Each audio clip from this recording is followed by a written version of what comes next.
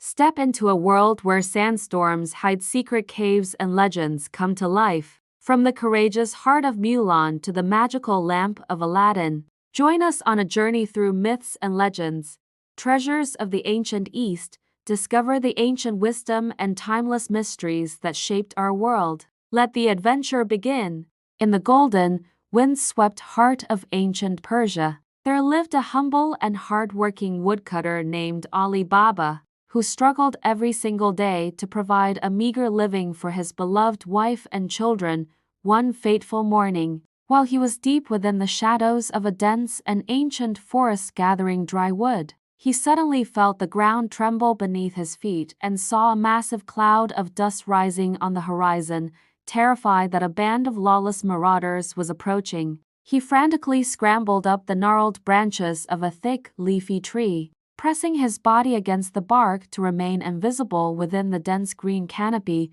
From his hidden vantage point, he watched in breathless silence as 40 fierce and heavily armed men, mounted on powerful stallions, came to a halt before a towering, unnaturally smooth limestone cliff. The captain of the thieves, a man with a scarred face and eyes as cold as flint, stepped forward with an air of absolute authority, raised his silver-hilted sword, and thundered,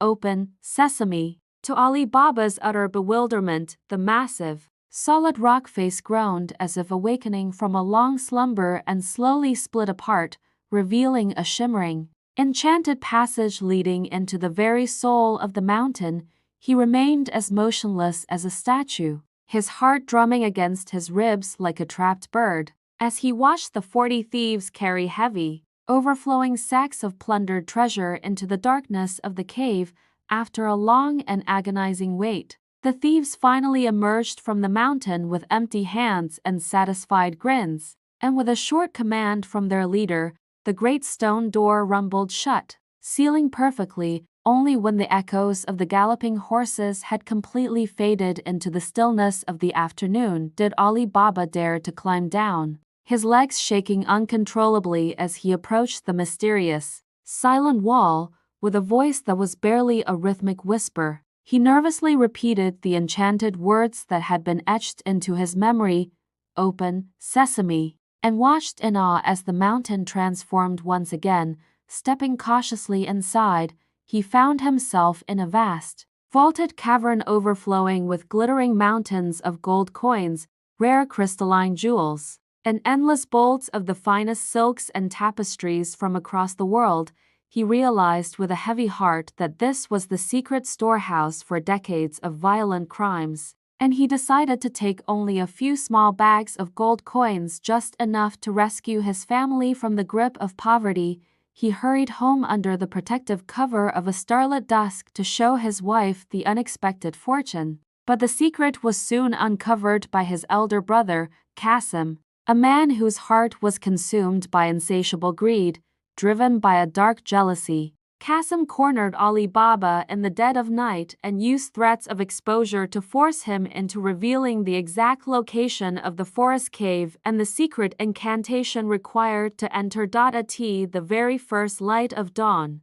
the ambitious Qasim set out with a train of 10 sturdy donkeys and dozens of large, empty chests, his mind swirling with intoxicating visions of becoming the wealthiest man in all of Persia. He gained entry to the magical cave with ease, but his overwhelming lust for the glittering treasure clouded his fragile memory, and when it came time to depart, the crucial magic words vanished from his mind like smoke. In a state of mounting panic, he shouted, "Open, barley, and open, wheat," his voice growing increasingly shrill and desperate. But the cold, indifferent stone door remained firmly shut, trapping him in his own tomb of gold. When the 40 thieves eventually returned to their lair and discovered the trembling intruder among their stolen riches, they showed him no mercy, striking him down to ensure that their secret would remain hidden from the world. When his brother failed to return home by nightfall, a worried Ali Baba ventured back into the dark forest and was devastated to discover the tragic fate that had befallen Qasim inside the cold, silent cavern. With the assistance of Morgiana, a young servant girl renowned for her incredible intelligence and unwavering loyalty. They devised a brilliant and complex plan to bring Qasim home and bury him without raising any public suspicion. When the thieves later returned to their hideout and found the body missing, a chill went through the group as they realized that another person in the village must possess the secret knowledge of their hidden mountain lair. The captain, burning with a cold and calculating desire for vengeance, disguised himself as a humble traveling oil merchant and began a meticulous house-to-house search through the narrow, winding streets of the nearby town. He eventually tracked down Ali Baba's modest home and arrived at the gate with 39 massive clay jars, claiming to everyone that he was merely a weary trader carrying expensive oil for the bustling local market. Ali Baba, possessing a soul of pure kindness and hospitality, welcomed the suspicious stranger into his courtyard with open arms, offering him a warm, home-cooked meal and a comfortable place to rest his weary head. However, hidden within the dark bellies of 38 of those cold clay jars were the remaining thieves, armed to the teeth and waiting for a specific signal from their captain to leap out and slaughter the household. Late that night, while the rest of the house was draped in a heavy silence, the diligent Morgiana went out to the courtyard to find oil for a flickering lamp and was startled to hear a muffled, rhythmic breathing. Realizing instantly the grave and mortal danger her master was in, she didn't panic, but instead quietly began to heat a giant cauldron of oil over a roaring fire until it was bubbling and searingly hot. With nerves as strong as iron, she moved from jar to jar, pouring the boiling oil into each one and neutralizing the entire band of thieves before they ever had the chance to draw their wicked blades. The captain later crept down to the courtyard in the moonlight to signal his men, but he was met with a terrifying absolute silence and was horrified to discover that every single one of his followers was gone. Overcome by a mixture of fear and blinding rage, he scaled the high garden wall and vanished into the shadows of the night. But he spent every waking moment after that meticulously planning a final, bloody revenge. Many months passed until the captain returned to the village under yet another identity, this time posing as a wealthy and sophisticated silk merchant, hoping to get close enough to Ali Baba to strike a fatal blow. Ali Baba, still entirely unaware of the merchant's true and deadly identity, felt honored by the attention and invited the man to a grand celebration, treating him as a most distinguished and respected guest of the house. But the watchful Morgiana, who never truly lowered her guard, recognized the wicked, predatory glint in the merchant's eyes and noticed a sharp, curved dagger concealed deep within the folds of his expensive silk robes. To protect her master and his family once again, she donned a beautiful, shimmering costume and requested permission to perform a mesmerizing and traditional sword dance for the entertainment of the assembled guests. As she spun in elegant, rapid circles, the silver blade of her sword caught the orange glow of the candlelight, weaving a hypnotic pattern that drew the captain's attention away from his own murderous intentions. In one swift, graceful, and decisive motion, Morgiana lunged forward through the air and struck a fatal blow directly into the captain's heart, ending his long reign of terror and blood once and for all. Ali Baba was initially horrified by the sudden violence, but when Morgiana pulled back the merchant's robe to reveal the hidden weapon, he fell to his knees, weeping with gratitude for her incredible bravery and wisdom. To honor her unmatched loyalty and her sharp, protective mind, Ali Baba officially granted Morgiana her freedom and joyfully gave his fatherly blessing for her to marry his beloved son. In a magnificent, week-long ceremony, they decided to use the vast wealth remaining in the secret cave wisely and generously, sharing the gold with the poor and the elderly, ensuring that no one in their entire village would ever suffer from hunger again. And so, the legendary tale of Ali Baba's kindness and the cleverness of the brave Morgiana was passed down through countless generations, serving as a timeless reminder that wisdom and virtue will always triumph over greed. In the golden age of Baghdad, a city of shimmering domes and bustling spice markets, there lived a restless young man named Sinbad, who spent his days staring at the horizon and dreaming of the vast, uncharted mysteries that lay beyond the sea. Sinbad had inherited a massive fortune from his father, a merchant of great renown, but in his youthful arrogance, he squandered every gold coin on extravagant feasts and fleeting pleasures until he found himself sitting alone in a cold and empty house, realizing that he had hit the very bottom of despair. Sinbad gathered his remaining courage and his last few pieces of silver to purchase a humble merchant ship, vowing to rebuild his family name through the dangerous and unpredictable trade of the ocean. He recruited a crew of weathered sailors who had survived 1,000 storms, and together they set sail from the port of Basra, leaving behind the safety of the land to face the monstrous waves and the whispered legends of the unknown deep. On his first voyage, the crew discovered a breathtaking island that seemed to have appeared out of the mist overnight, covered in lush fruit trees and sparkling streams that promised a paradise of rest after many weeks of salt and hard labor. However, as soon as they built a fire to roast their meat, the very earth beneath their feet began to heave and moan with a deep, subterranean thunder, throwing the terrified sailors into the churning foam of the sea. As the island began to sink, they realized too late that the island was actually the mossy, barnacle-encrusted back of a leviathan whale that had been slumbering on the surface for centuries, only to be awakened by the sudden heat of their cooking fire on its sensitive skin. Sinbad was swept away by a powerful current, clinging desperately to a floating wooden crate for 3 days and nights until he was miraculously washed ashore on a kingdom where the king's horses were groomed with brushes of pure, hammered gold. He earned the king's favor by saving the royal stallions from a sea monster, and in return, he was given a ship filled with exotic spices and rare gems, allowing him to return to Baghdad far wealthier than he had been when he first departed. Yet, the comfort of a soft bed and a warm home could not quiet the thunder of the waves in his heart, and soon Sinbad found himself back at the docks, preparing for a second voyage that would test the very limits of his sanity and survival. During this second journey, Sinbad was accidentally abandoned on a silent, sun-bleached island while he was napping in a hidden grove, and he watched in horror as his ship's sails disappeared into the horizon, leaving him a prisoner of the sand. While exploring the interior, he stumbled upon a smooth, white dome of such gargantuan proportions that it blocked out the sun, and he soon realized with a shudder of fear that he was standing next to the unhatched egg of a rock bird.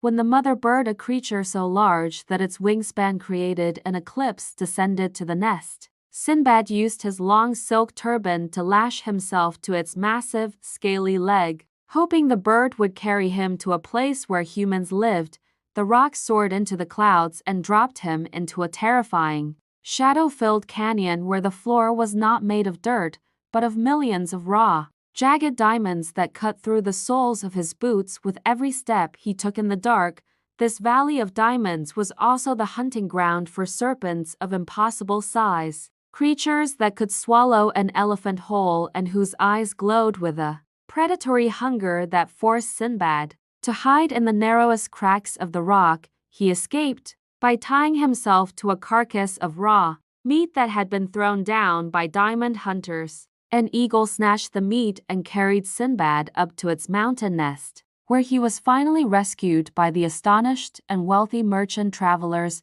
Sinbad returned home with a sack of diamonds the size of pomegranates, but his spirit remained restless, and his third voyage saw him shipwrecked on the island of the Zub, a place inhabited by tiny, fierce ape men who stole his ship and crew. They were then captured by a terrifying, one-eyed giant who lived in a palace of bones and who began to eat the sailors one by one, roasting them over a massive fire while the others watched in a state of paralyzed, weeping terror. Sinbad orchestrated a desperate and bloody escape, leading the remaining men to heat giant iron spits in the fire until they were red hot, which they then used to blind the sleeping giant before fleeing on a makeshift raft they had built in secret. though most of his friends were lost to the giant's boulders. Sinbad survived to realize that the sea was a cruel mistress that demanded a high price for every secret she revealed. Yet he could not help but return to her embrace again and again.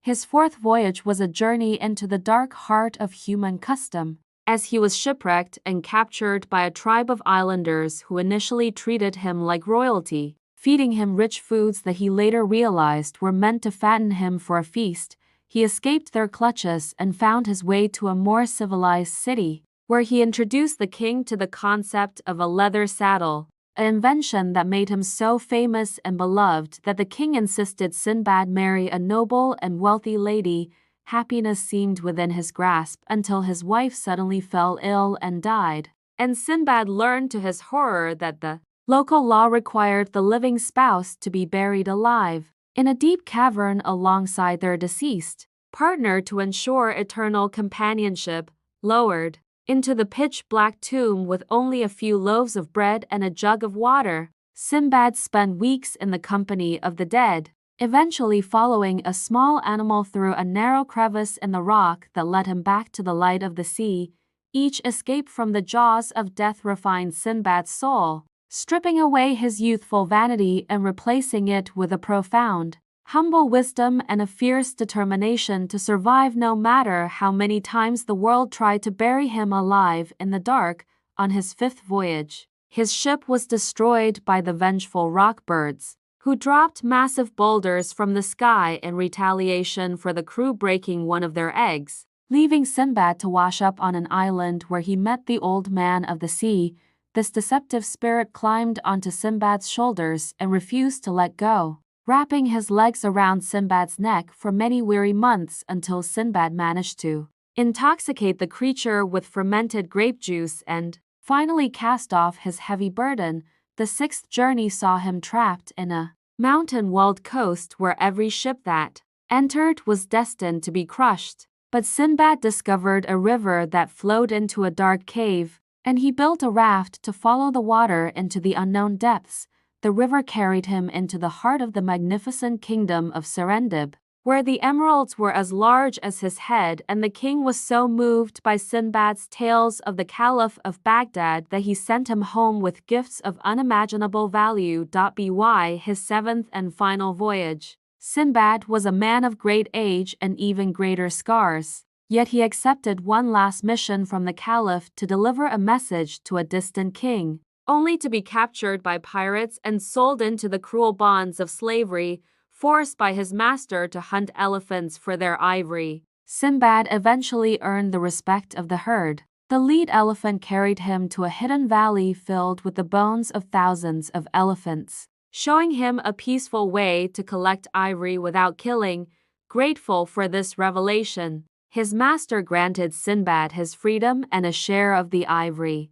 allowing the old sailor to finally return to Baghdad with his head held high and his heart finally at peace with the many ghosts of his long and turbulent past. After 7 lifetimes of adventure packed into a single man's biography, Sinbad finally hung up his sea boots and retired to a life of quiet reflection. Surrounded by the gardens and the family he had fought so hard and so long to earn, he dedicated the remainder of his days to the service of the poor, building hospitals for the sick and schools for the children so that they might learn the value of the world without having to suffer the same terrors that he had endured. Every night, his grand hall was filled with the aroma of roasting meats and the laughter of friends as Sinbad recounted his legendary voyages, his voice rich with the cadence of the waves and the wisdom of a man who had seen the edge of the world. His tales of the rock bird, the Diamond Valley, and the sea monsters became the foundation of Baghdad's storytelling culture, teaching everyone that even the smallest man can overcome the greatest giant if he keeps his wits sharp and his spirit brave. He was no longer the foolish boy who had wasted his father's gold, but a man who had discovered that the only true wealth in this life is the collection of stories and the strength of character built through the fires of great and terrible adversity. Sinbad realized that every shipwreck was a beginning, every cave was a doorway, and every monster was a teacher. and he looked back on his scars not as marks of pain, but as medals of honor won in the service of a life lived to its absolute fullest. The memory of his many ships, from the smallest raft to the grandest galleon, served as a constant reminder that the human spirit is a vessel built to withstand the greatest of storms. As long as it has a destination of hope to guide it home, the legend of Sinbad the Sailor continues to sail through the ocean of time, a timeless testament to the power of curiosity, the necessity of resilience, and the eternal, unquenchable thirst for the wonders that lie just beyond the next blue horizon.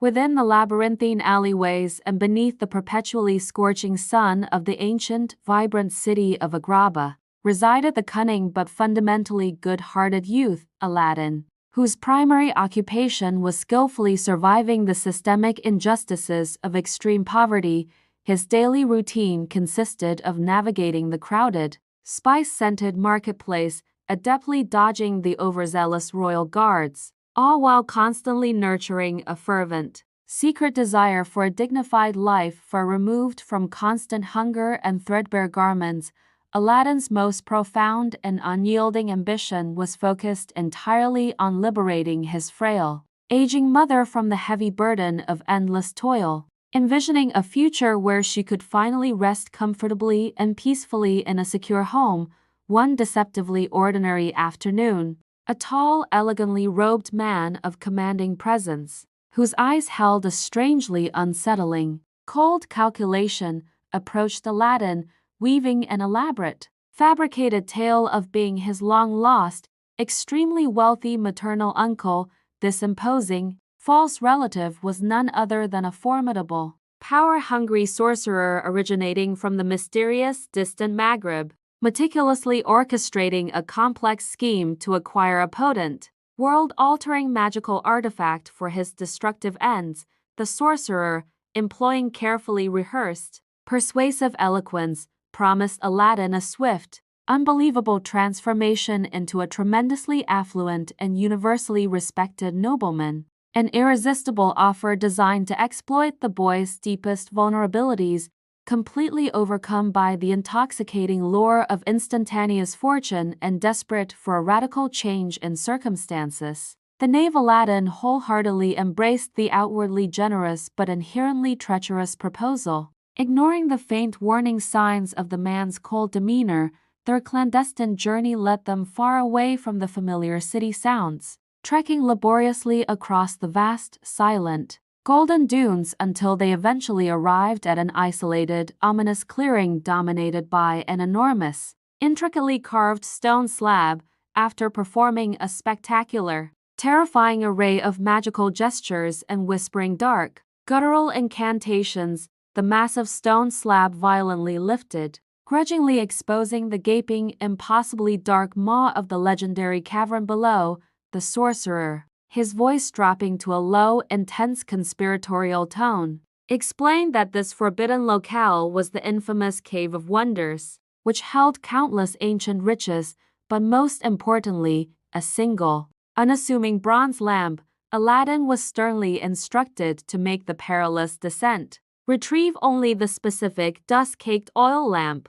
and rigorously avoid touching any of the tempting, distracting gold and precious stones littering the floor. Despite the overwhelming, paralyzing fear gripping his heart, Aladdin resolutely stepped into the echoing blackness, driven forward by the profound hope that this solitary act would be the definitive key to unlocking his new, prosperous destiny. The subterranean space was a breathtaking, dizzying spectacle, illuminating the sheer magnitude of forgotten treasure, cascading waterfalls of jewels and gleaming mountains of antique gold coins, a sight intended to test the strongest resolve. Successfully resisting the powerful, avaricious temptation, Aladdin carefully located the desired artifact, finding the tarnished, heavy oil lamp nestled deep within the inner recesses of the dusty chamber. Upon returning to the illuminated entrance, Aladdin cautiously requested the sorcerer's strong aid to pull him out of the deep shaft before handing over the lamp,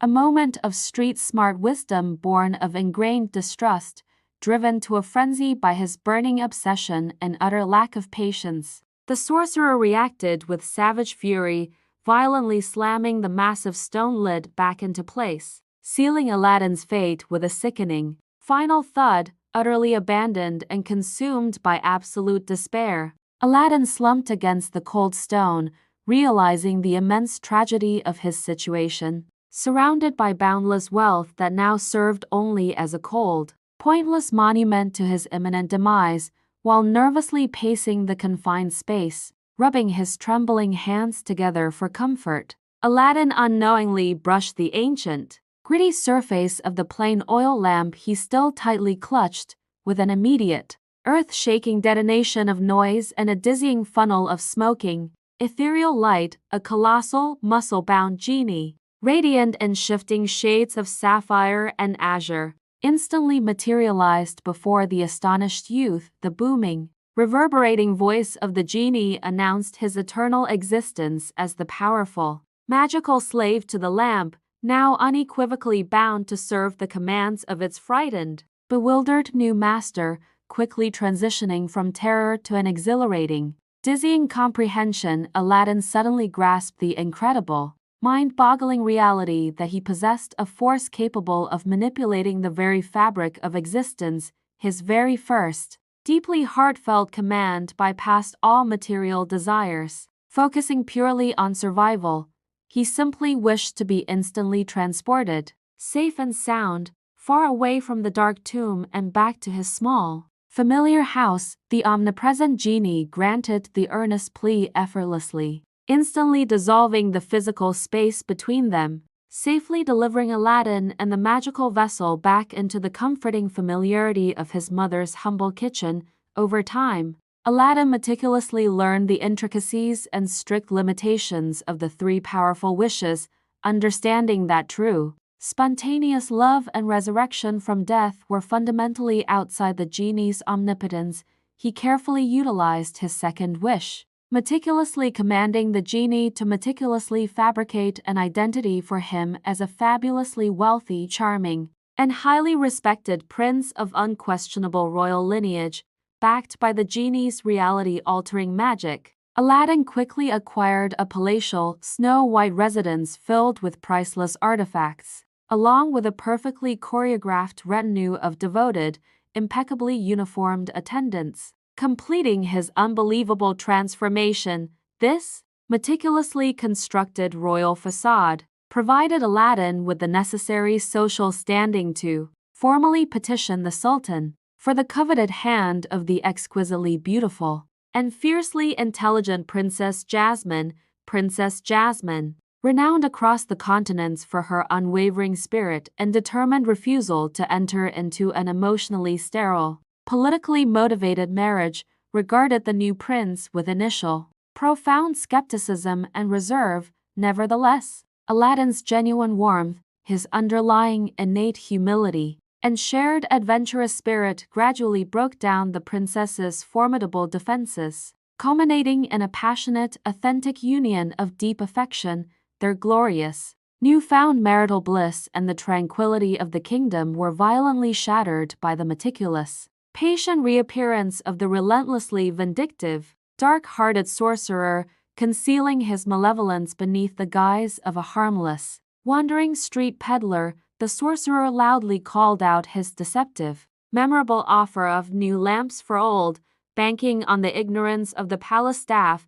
The unsuspecting Princess Jasmine, believing the tarnished old oil lamp was merely worthless clutter, carelessly exchanged the powerful artifact for the shiny, superficial brass one offered by the cunning old man. With the supreme power of the lamp finally secured, the triumphant sorcerer immediately commanded the heartbroken genie to magically and instantaneously relocate the entire enormous palace and the terrified princess to his remote, desolate desert fortress. Aladdin returned home from hunting to a horrifying void where his palace had stood and his beloved wife was missing, left completely alone with only the weak, secondary power of the ancient ring's genie, utilizing the minor, but crucially helpful, power of the ring-dwelling genie. Aladdin was swiftly and secretly transported across the treacherous, dark waters directly to the isolated, forbidding sight of the sorcerer's new stronghold. Displaying profound courage and sharp tactical thinking, he devised an intricate plan to personally recover the stolen lamp through clever subterfuge, entirely preserving his last powerful wish for the safety of the Princess.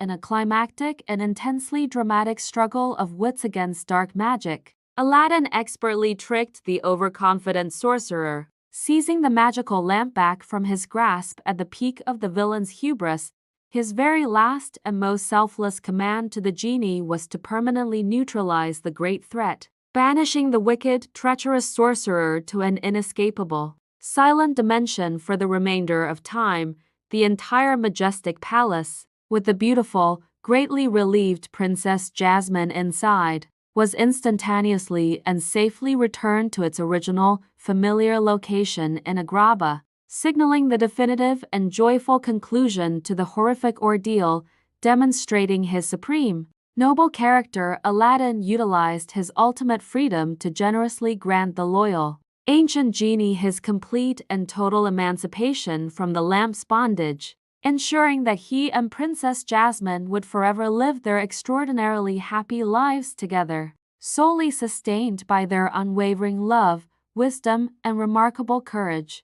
In a tranquil village nestled at the foot of the mist-covered mountains of ancient China, there lived a spirited and graceful young maiden named Mulan, whose heart was as vast as the open plains. She was never one to find joy in the quiet, restrictive art of embroidery, preferring instead to spend her golden afternoons mastering the swift arc of an arrow and the disciplined, powerful rhythm of martial arts. One fateful afternoon, the heavy silence of the village was shattered by the thunderous beat of imperial drums and the loud, echoing announcement of the emperor's urgent mobilization decree for all able-bodied men. The fierce invaders from the desolate northern steppes were sweeping across the Great Wall like a dark tide, and every household was commanded by law to send one strong man to join the imperial army. Mulan's father, a venerable warrior of the past with a soul full of honor, was now old and frail with trembling hands.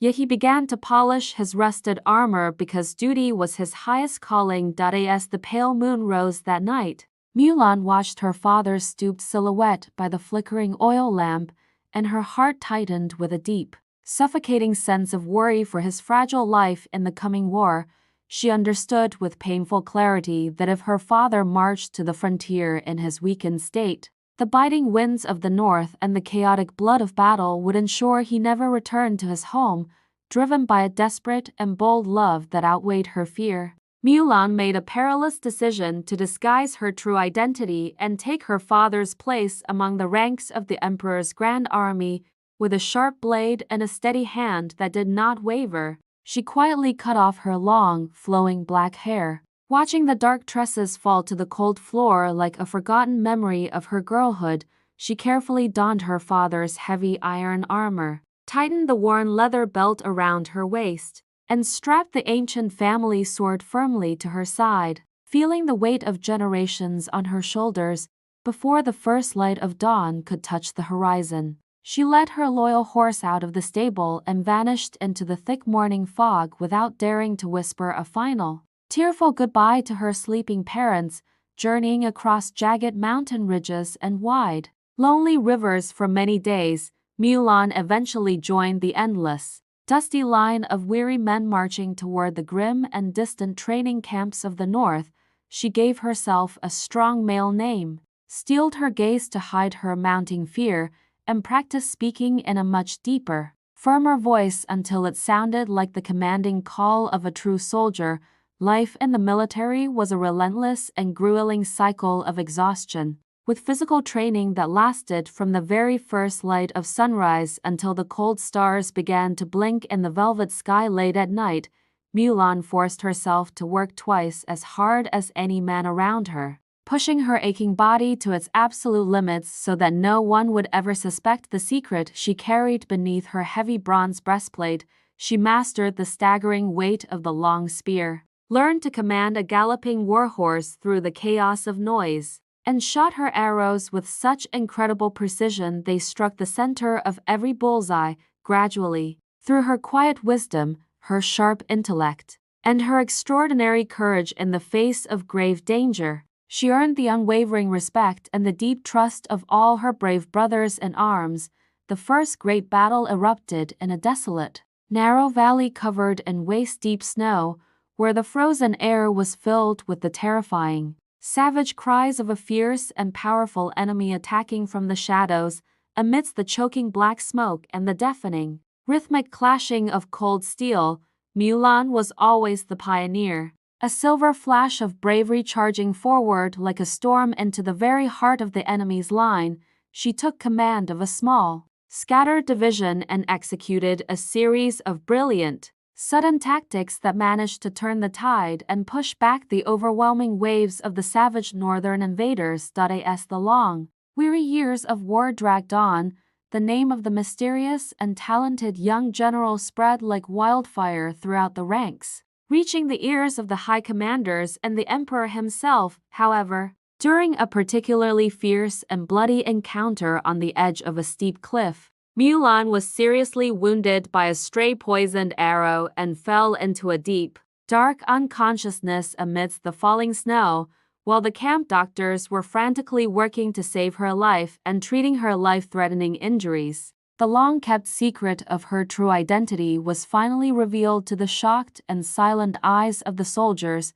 though the ancient military laws were incredibly strict regarding such deception. The commander and her loyal comrades could only feel a profound sense of awe for the incredible sacrifice she had made for her father. Instead of demanding the traditional punishment of death, they chose to stand loyally by her side, recognizing her as their true leader and the only one who could guide them in the final, most decisive battle. With her signature clever strategy, Mulan lured the overconfident enemy forces into a massive mountain trap, securing a resounding and historic victory that would be remembered by poets for many centuries to come. The country was finally cleared of the invaders. The golden banners of the emperor flew high once more, and a fragile, beautiful peace returned to the scorched but resiliently lush green fields of the south. The emperor himself summoned the legendary young heroine to his magnificent, gold-leafed palace in the capital,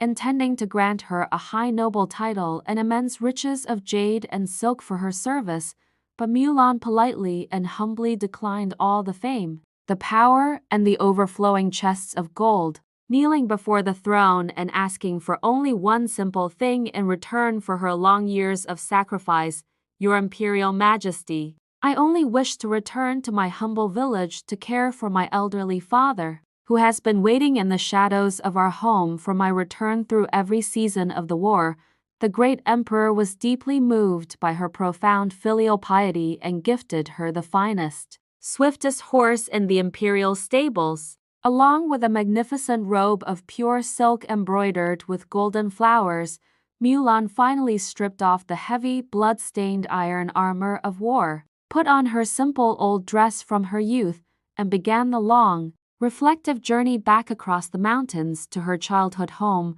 The familiar wooden gate of her village finally appeared through the trees, where her father stood leaning heavily against the doorframe, his tired eyes searching the horizon with a flickering glimmer of hope. The old man could hardly believe his weary eyes when he saw his beloved daughter returning to him, no longer a soldier of the realm but a woman of unmatched strength, wisdom, and everlasting grace. The two embraced each other in the dust of the road, weeping tears of overwhelming joy and immense pride that transcended all the silent years of suffering, worry, and the heavy burden of her secret. The villagers crowded into her small, sunlit courtyard to listen in hushed and respectful silence to the extraordinary and harrowing stories of her life on the distant, frozen frontiers of the northern wilderness. Mulan had proven to the entire world that true courage knows no gender and that honor is not defined by one's outward appearance or birth,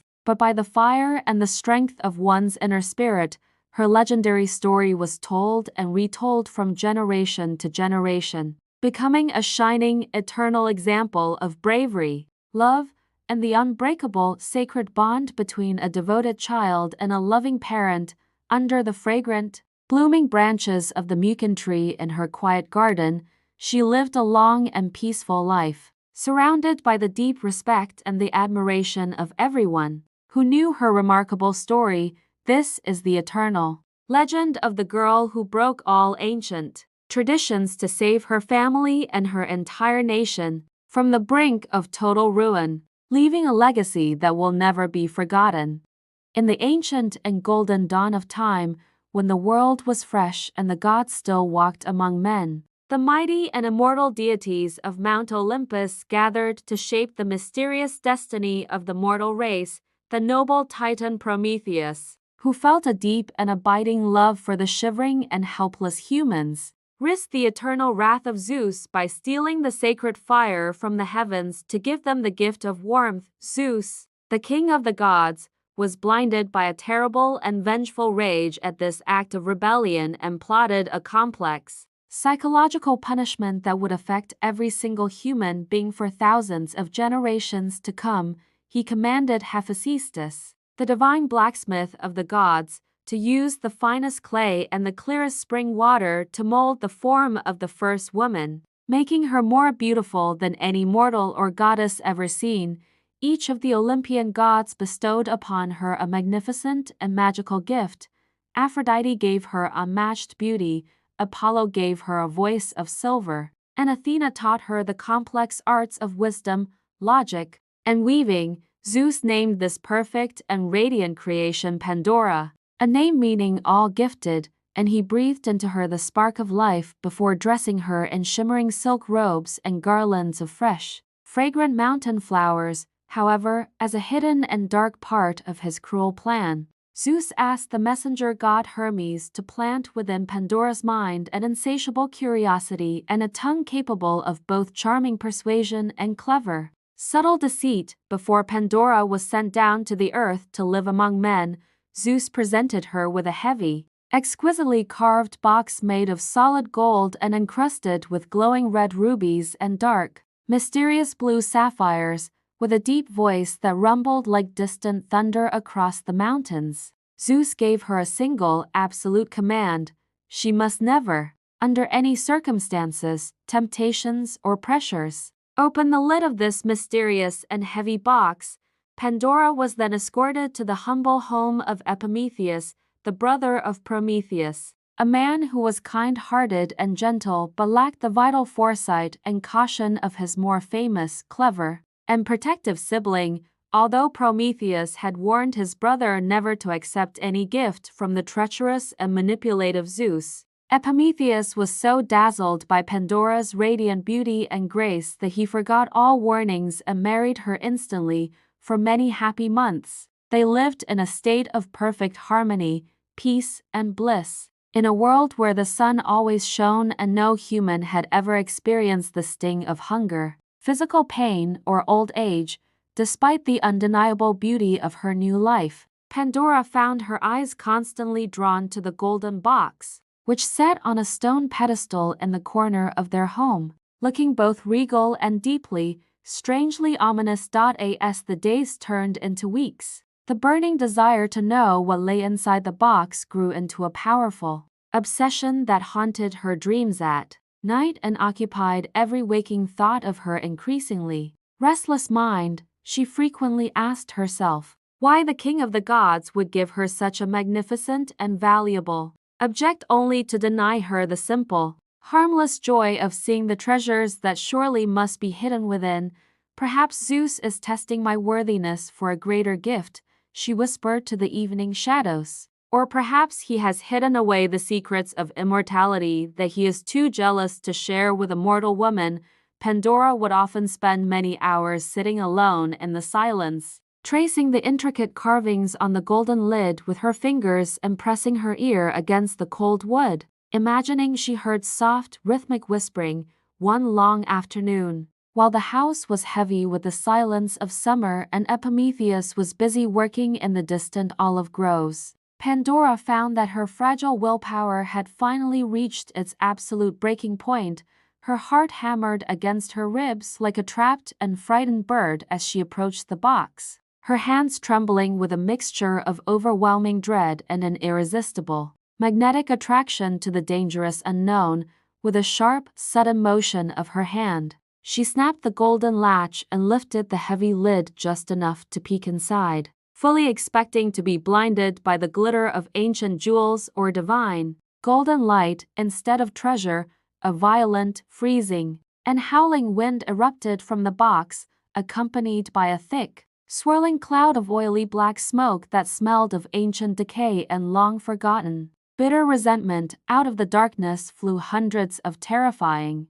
ghost-like creatures, the physical embodiments of all the miseries, illnesses, and cruelties that Zeus had gathered from the dark and hidden corners of the entire universe. These shrieking spirits of greed, poverty, hatred, and sickness swirled around the wooden ceiling, their cold, leathery wings brushing against Pandora's horrified face as they searched for a way out into the peaceful, sunny world. Pandora screamed in absolute terror and tried with all her fading strength to slam the lid back down. But the immense pressure of the escaping evils was far too great for any mortal woman to contain. The dark shadows poured out through the open doors and windows like a flood, spreading across the green hills and blue seas, infecting the hearts of all humans with shadows of doubt and the pain of labor. In that one tragic and momentary moment of weakness, the golden age of humanity was shattered forever, and the world became a place where shadows of death, sorrow, and toil followed every path that people walked. Pandora cooed down to her knees, sobbing in uncontrollable and bitter grief, realizing that her simple act of curiosity had unleashed a tide of human suffering that could never be called back or undone by any power. As she sat in the now darkened and cold room, she suddenly heard a very faint, melodic, and rhythmic tapping sound coming from the deep, dark bottom of the box, quite different from the harsh shrieks of the evils. A tiny, sweet voice, as delicate as a summer breeze and as clear as a bell, called out to her from within the shadows, begging to be let out so that it might fulfill its holy purpose. Fearing she might cause even more destruction, but driven by a strange, divine intuition, Pandora decided to lift the lid one final time, her eyes red from weeping and her soul heavy with the weight of regret. From the dark corner of the box, a small, radiant spirit of pure white light fluttered out, glowing with an intense warmth that immediately began to soothe the terrible coldness in Pandora's trembling and broken heart. This was the spirit of hope, the only positive thing that Zeus, in a rare moment of hidden compassion, had included in the box to ensure that humanity would not be entirely destroyed by its new pain. Hope flew out into the darkened world, trailing a brilliant path of starlight behind it, and began to visit the homes of the sick and the hearts of the broken, whispering that tomorrow could always be better. Although the world was now filled with the many hardships and trials of life, the presence of hope meant that the human spirit could endure any storm and find the hidden strength to rebuild after any disaster. Pandora and Epimetheus grew old together in a changing world, learning that while life was now a struggle, the love they shared and the hope they held made every difficult and painful moment worth living for. The story of Pandora's box has been passed down through the centuries as a profound and eternal warning that some secrets are meant to remain hidden and that curiosity always requires the balance of wisdom. It serves as a beautiful and tragic explanation for the complexity of the human condition, where great joy and laughter are often found standing right next to the most profound and difficult of human sorrows. Even when the clouds of despair are at their thickest and the evils of the world seem to be winning, the light of hope remains as a permanent and unshakable anchor for the soul of every living person. The ancient golden box remains a powerful symbol of the day the world changed forever, reminding us that while we cannot remove the darkness, we can always choose to carry the light of hope within us. And so, despite the many trials and sorrows that Pandora unintentionally unleashed, humanity continues to flourish and grow, forever guided by that one tiny, brilliant spark of hope that refused to stay trapped.